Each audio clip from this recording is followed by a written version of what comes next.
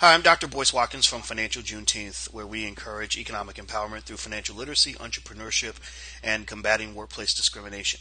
I'm here with my buddy, a very good friend. I would call her a co-host, but we don't get to record that often. But when we do, it's always fun.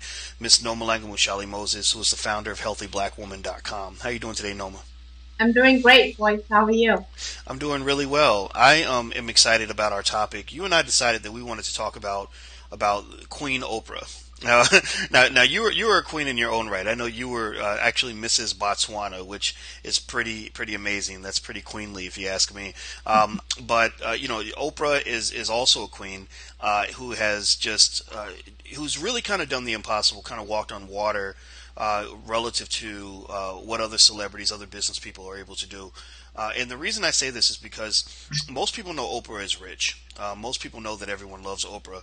But when you really look at the scale and the scope and the context of in which she's been so successful, it's pretty amazing. I mean, Oprah is one of the few people out here that where you can say she was one of the leading celebrities in America in the 1980s, in the 1990s, in the first decade of the 2000s, and today, which has kind of made her iconic. And some people might say that that's luck or that somehow it just sort of happened. But I think it's more than that. Now, for you as a black woman, I know you founded Healthy Black Woman, and you are deeply entrenched in the issues that black women speak on and think about. What does Oprah kind of say to you or mean for you as a black woman? I think the thing that stands out to me about Oprah more than anybody else is that she's very authentic. What she said very early on in her show was she wanted to do shows that really impact people's lives positively. But she always did it somehow through her own life. We saw her gain weight, lose weight, cry about it. She would share stories about how her relationships failed, how she was on drugs, she lost a baby. She never really took that approach of, I'm here, you're there. She was always authentic, very everyday person. And that's always made her very, very approachable, and people can relate to her. That's what I see about her.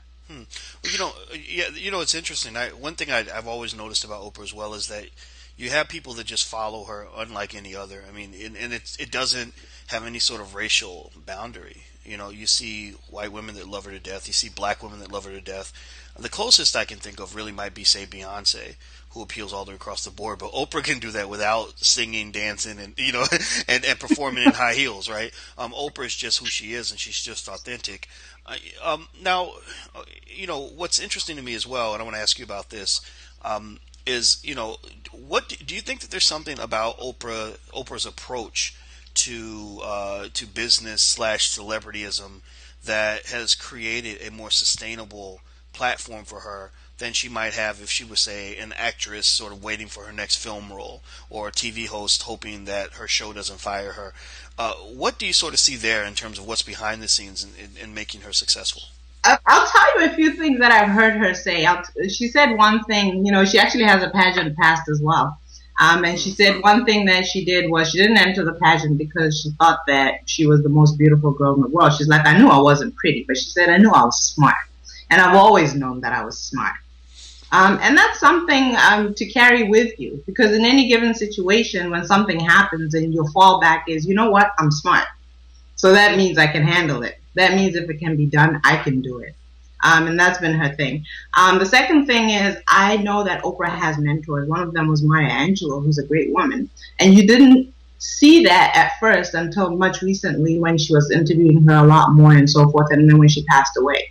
But she actually had people who were in the background, always encouraging her, advising her, and really helping her in a way that we couldn't see. And then the other thing is, she said that she knew one way to beat sexism and racism, and she said that was excellence. So she's always set the bar high, and she's never accepted excuses from herself or the people around her. Interesting. Well, what I also see from Oprah, from a business standpoint, is that she's always been her own boss, at least for the bulk of her career. And I think that that's really been a huge driving force in her success. Right. The stage is never taken out from under her because she owns the stage. No one can fire her because she owns the company that she works for. Right. She brands everything. She's even branded her own name. She branded, she created her own network recently, and I don't think it's a coincidence that it's called OWN, right? Exactly. And it's what it says to me as a now you and I are both I would say former professors, but we're currently professors. We just decided we didn't want to work for anybody at a university. What it says to me as a business school professor is that you're talking about a person who understood very early the importance of owning the land on which you stand. Right. If Oprah had taken a different approach and just said, I just want to be a great host. I don't care about the business stuff. You see a lot of people do this, especially a lot of celebrities, performers, right, or athletes. They'll say, I don't want to worry about the business stuff. Maybe they don't care much about education. Some of them, unfortunately, may not even be able to read, and they just say, "Look, all I want to do is sing, or all I want to do is act, all I want to do is dance, all I want to do is play basketball." And what happens is that everything kind of underneath them and around them is controlled by other people, and then they look around one day and all that's gone. They've moved on to somebody else because you're no longer the young pretty TV show host anymore. Or you're no longer the amazing young athlete that you used to be. So there's no place for you now. And Oprah, as you mentioned, Oprah's weight has gone up and down. She's not 30 years old anymore, but Oprah's stage was never taken away from her once again because she owned the stage.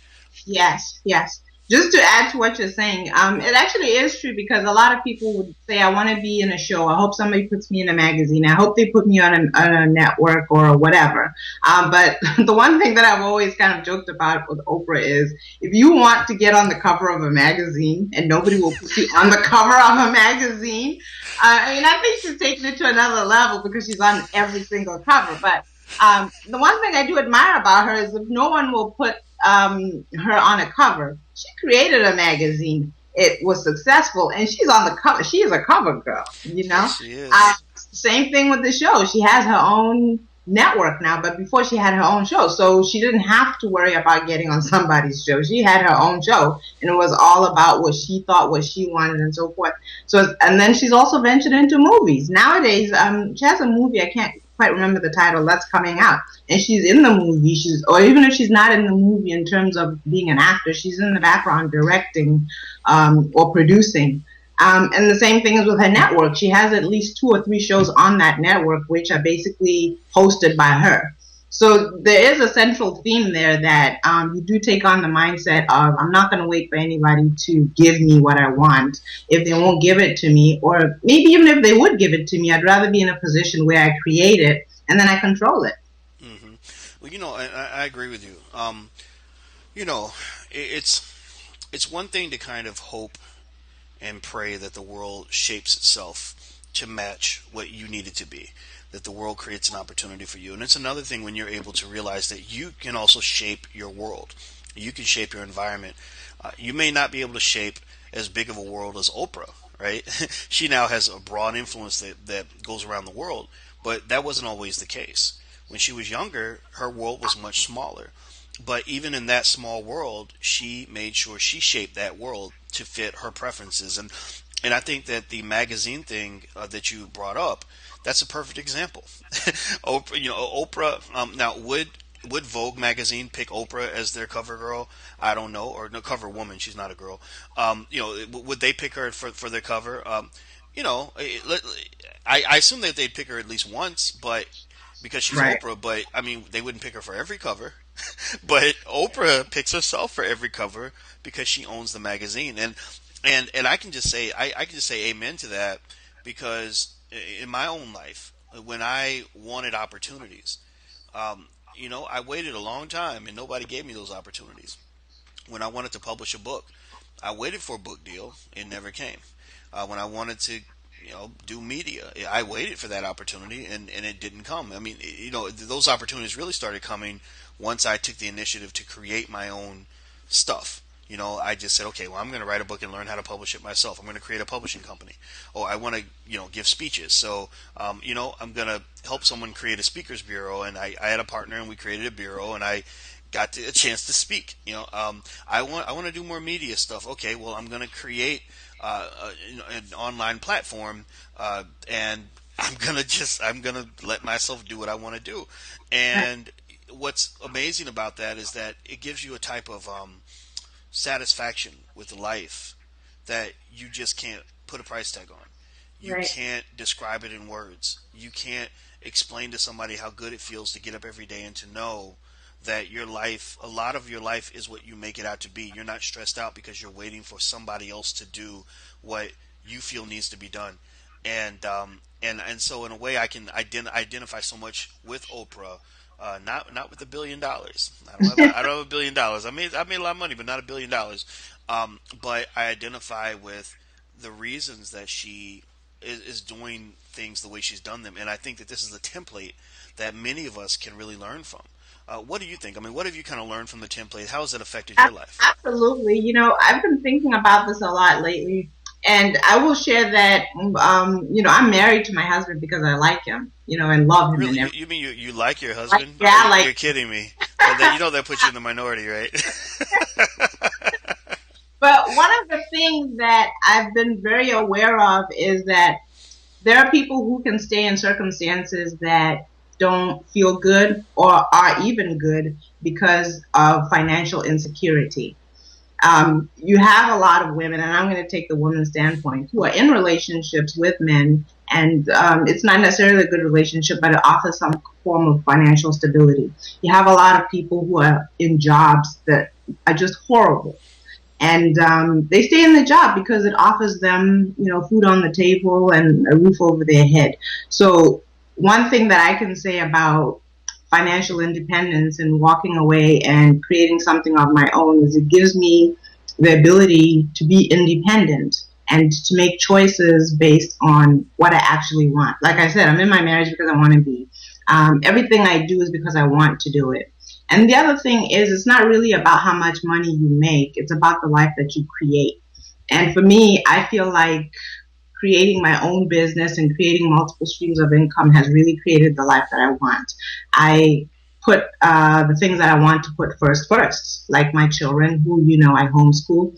And, maybe I'm old fashioned, but I like my husband to come home to a nice hot meal.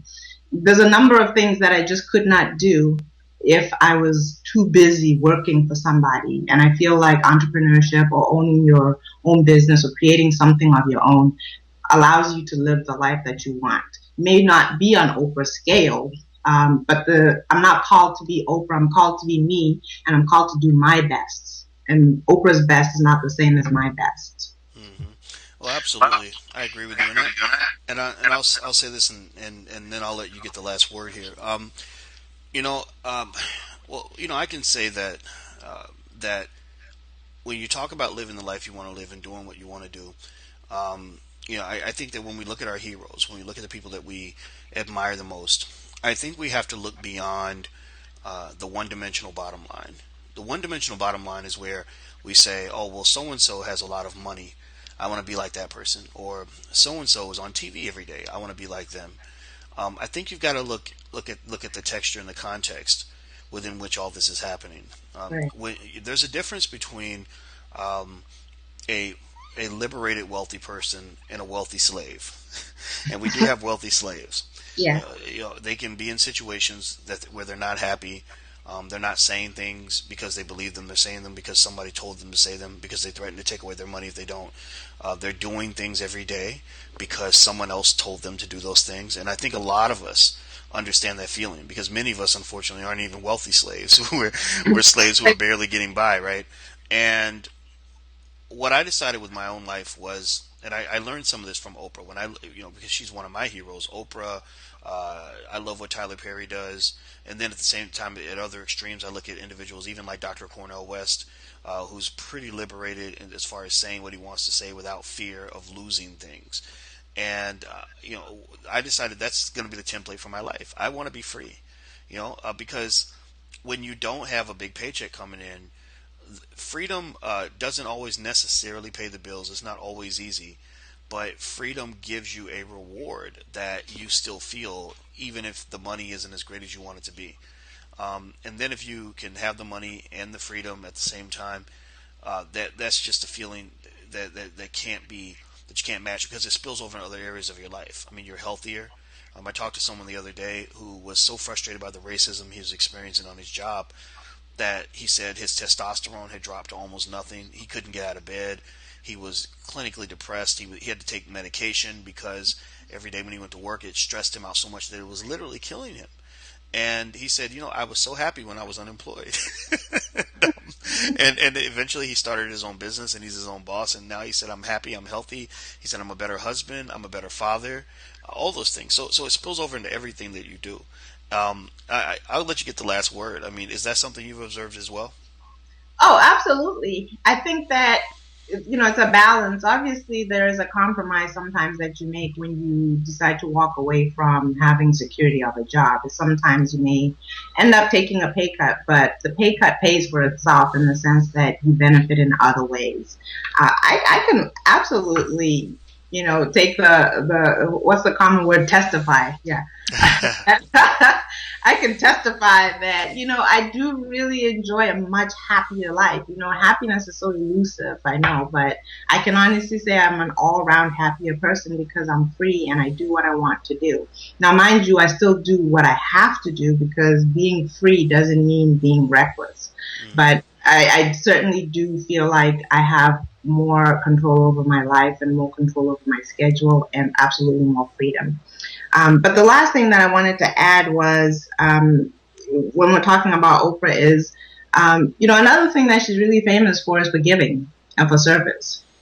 And I don't think that should ever elude anybody. I don't think that anything that you set out to do that overly emphasizes just yourself, it will thrive. I think that has to be an element in your life. When I thought about, I don't want to work anymore, it wasn't just about me being lazy or being obstinate and just not wanting to be told what to do, which I don't. I just want to be clear about that. I don't like being told what to do, but it had to do with more than just me. I really did want to be a better wife. I did want to be a better mother, and I didn't feel like I could be tied to doing my best at the job, which is also elusive, and also being the best at the things that mean more to me than that job. So I think service and giving have to be a component of your life, regardless of what you do. Absolutely. Service and giving, I think that's important. And it's funny because that's not emphasized enough in a society where people are taught to worship money. And I think that what you said is a great way to close off the conversation. So thanks, Noma, for all your insight. I appreciate it. You're welcome. It's always a pleasure, Boyce. Absolutely. Well, everybody, this is Nomalanga Mhlauli-Moses. She is the founder of HealthyBlackWoman.com. That's where black women talk about everything that matters to black women, and we need to listen to black women because I think that women are technically smarter than men. Most indicators that I see are telling me that women just have something going on psychologically that men can learn from. But we men aren't bad either, and I'm Dr. Boyce Watkins, and for men and women, if you want to learn more about economic independence, financial liberation, and just all kinds of stuff that has to do with money. I'm a finance professor, so that's all we talk about. Please visit financialjuneteenth.com and find your own freedom, find your own Juneteenth, find your own happiness. Life is too short to be miserable. Don't let anybody convince you otherwise. Take care, God bless, and have a wonderful day. We are gone. Peace.